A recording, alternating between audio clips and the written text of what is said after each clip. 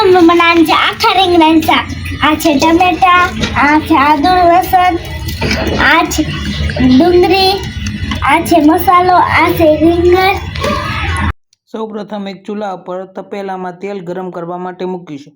ત્યારબાદ તેમાં રીંગણાને તળવા માટે નાખીશું.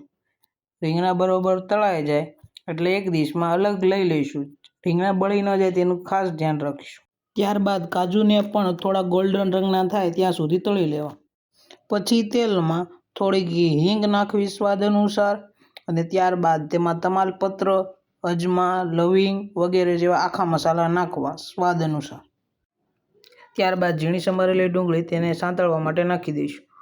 ત્યારબાદ ડુંગળી થોડીક સડી જાય એટલે તેમાં સ્વાદ અનુસાર હળદર, મીઠું અને આદુ લસણની જે આપણે પેસ્ટ બનાવી હતી એ નાખી દઈશું.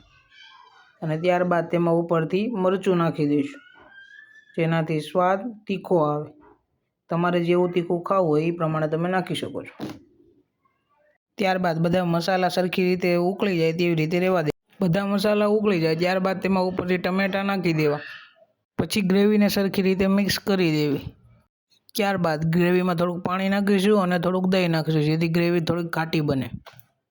પછી તેમાં જે આપણે ખાંડેલો દાણાનો ભૂકો, ચવાણું અને જે માંડવીના દાણા હતા તે ઉપરથી નાખી દેવું. બધી વસ્તુ સરખી રીતે મિક્સ થઈ જાય જેવી રીતે તેને હલાવતા રહેવું અને ત્યારબાદ તેમાં થોડું ઉપરથી પાણી રેડવું જેનાથી ગ્રેવી બળી ન જાય.